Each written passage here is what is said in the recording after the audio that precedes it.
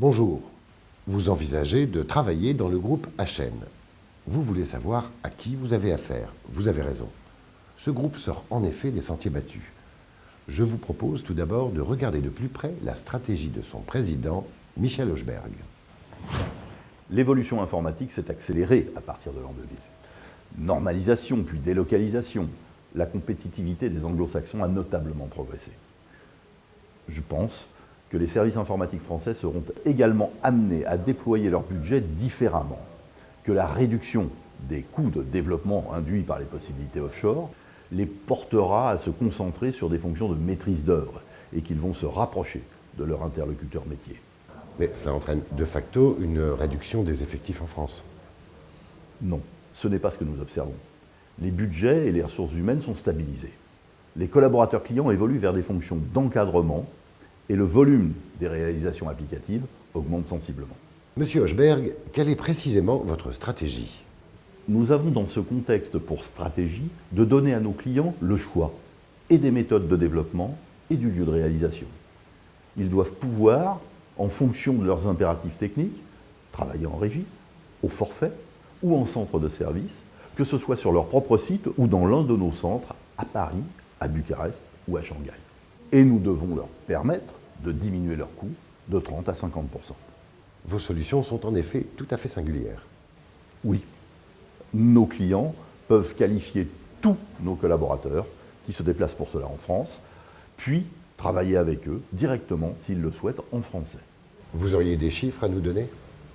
Le plus simple, je crois, ce serait que vous posiez la question à nos clients. Écoutons maintenant un chef de projet qui encadre l'une des équipes offshore du groupe. Au sein du groupe HN, je suis directeur de projet. Je travaille sur un certain nombre de comptes et notamment La Redoute qui se trouve à Lille et qui travaille avec l'équipe de développement en Roumanie à Bucarest et avec moi à Paris.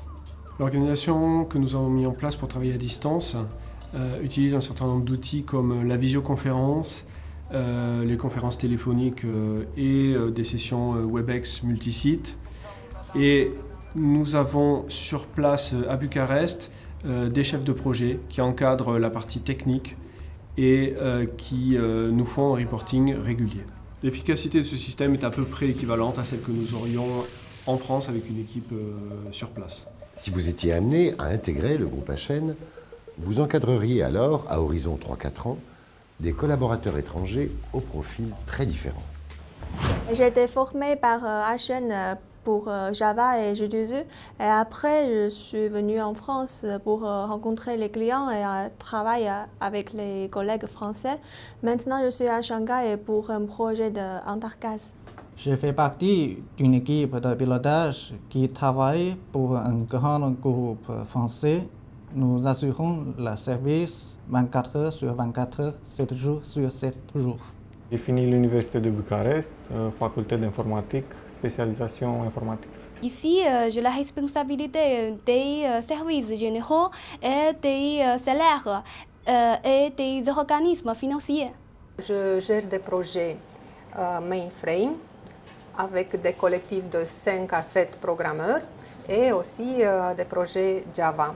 Je suis allé à l'université en Chine et j'avais fait de l'informatique. Après, je suis allé en France pour 3 ans et j'ai choisi mon filière sur la partie réseau. Moi, j'ai travaillé avant de commencer pour la prête, j'ai travaillé avec Natixis.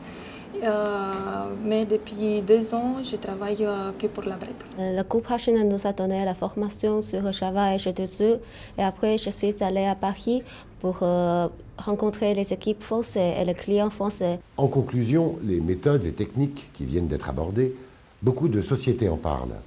HN les pratique déjà avec succès à Paris, Bucarest et Shanghai.